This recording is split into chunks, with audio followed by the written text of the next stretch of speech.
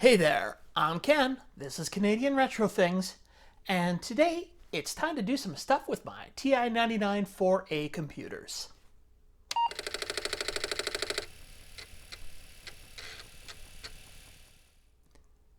Specifically what I'm going to be doing is I am going to be taking these two non-functional keyboards.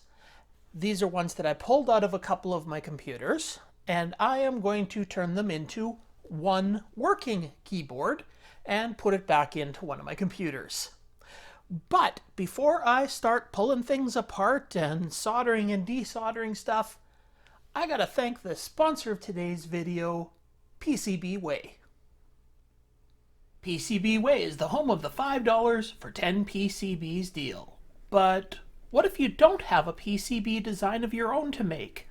Well, they have you covered there with the shared projects section of their website. In the shared projects, you'll find all kinds of projects you can order. Looking for a composite mod board for your Atari 2600? It's there. And there are many other retro-related projects to pique your interest no matter where your interests lie. So even if you don't have a PCB design in mind, PCBWay can still help you. Now you may be asking yourself, why am I going to be fixing one of these keyboards and putting it in one of those computers? Because you know very well, if you've seen the videos, that I got those computers working completely. I have 3 of them, they all work. The thing is, on 2 of them, I had to buy keyboards to replace them with, and they are the gray keyboards from the later edition TI99 4As. Now, they don't look bad in this, and they work fine.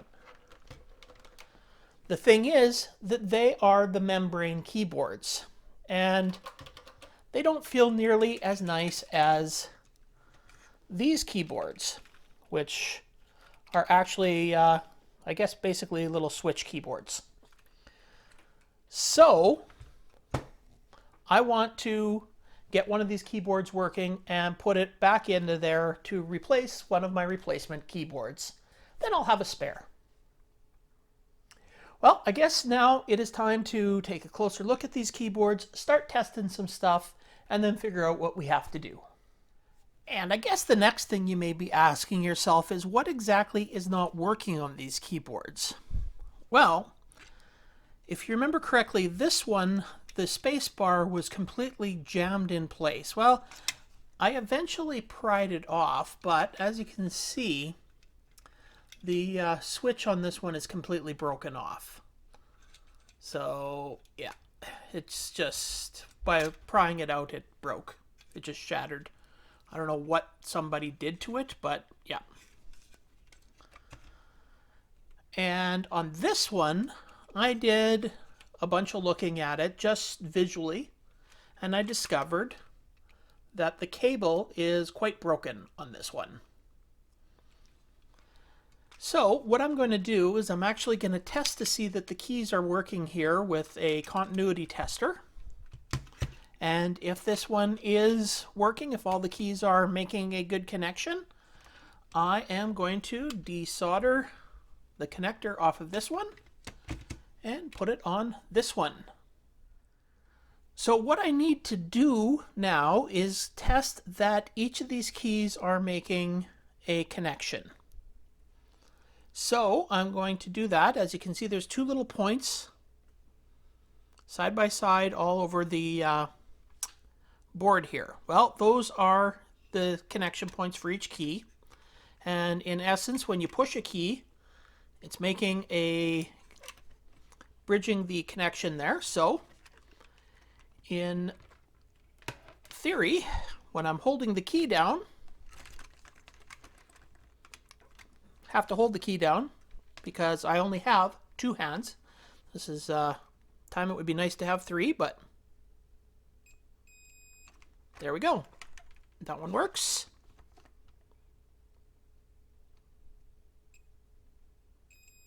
That one works.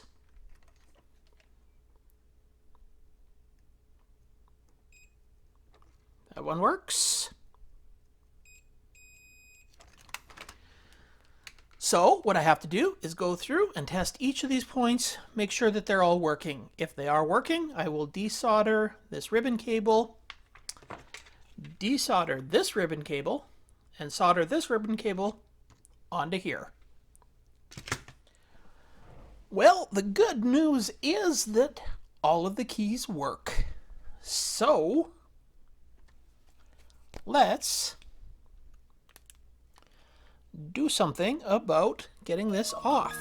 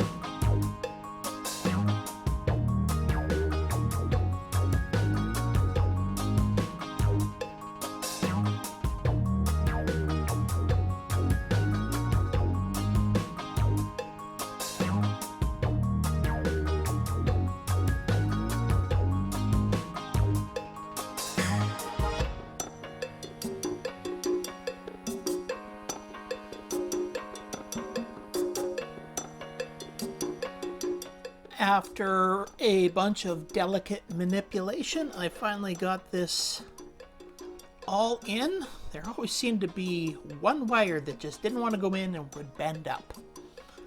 Anyways, they're all in place now. So it is time to solder them into place.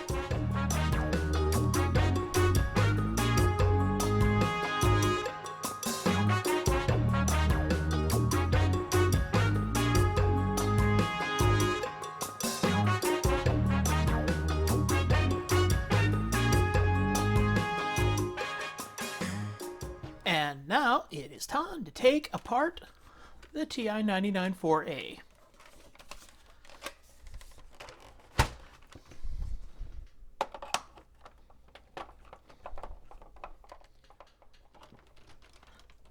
Now, if you have not taken apart one of these Texas Instrument 4A computers before,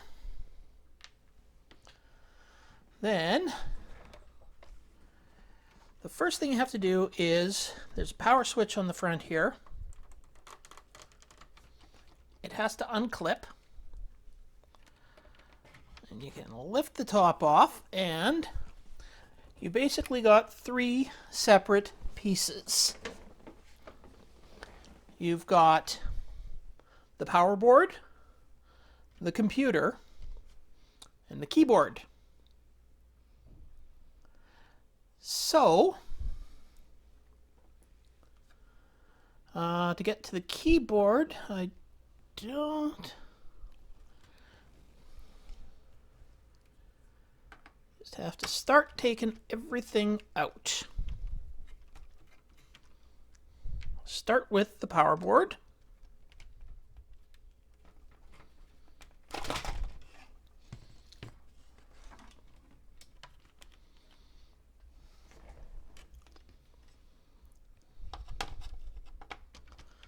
And your keyboard has 4 screws here.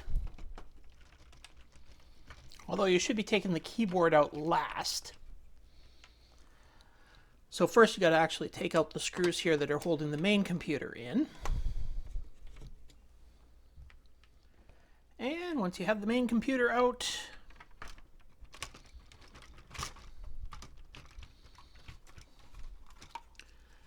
you can unplug your keyboard. There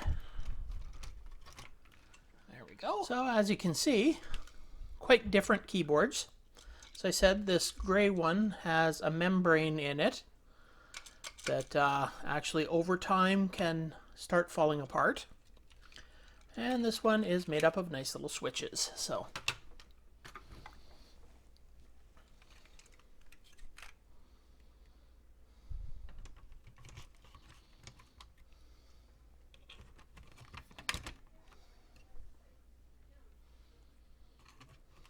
now just do everything in reverse. Put it all back in place. All right, well, let's hook this up and see if it works.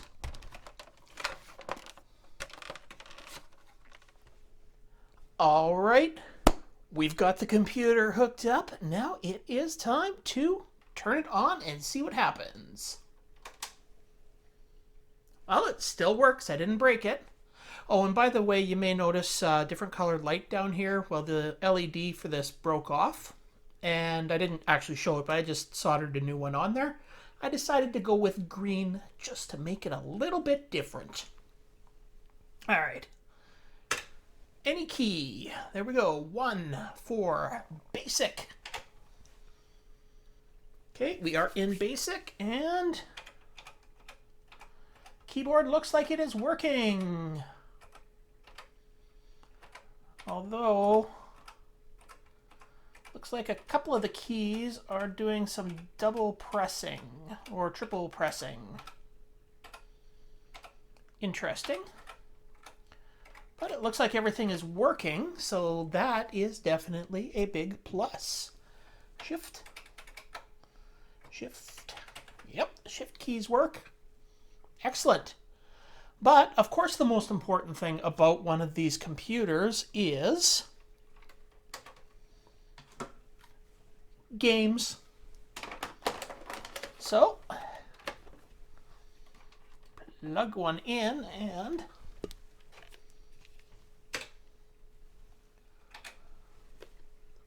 let's see. Well, look at that. Games are working.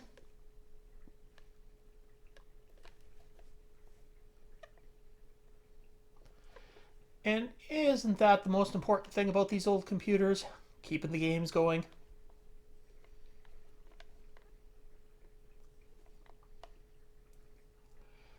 So, I guess, well, with the double pressing of the keys, that isn't quite a 100% win. I would maybe call this a 95% success. But hopefully over time, the keys will loosen up and start working properly. So we will see. That is one of those things that only time will tell. But the games are working fine on it. The computer looks really nice with that keyboard. That keyboard feels nice, so I hope it does get working completely. Anyway, yeah. That's my time for today, so I hope you enjoyed this video. If you did, you know what you can do with the liking, the subscribing, and the commenting below. But until next time, I will see you later.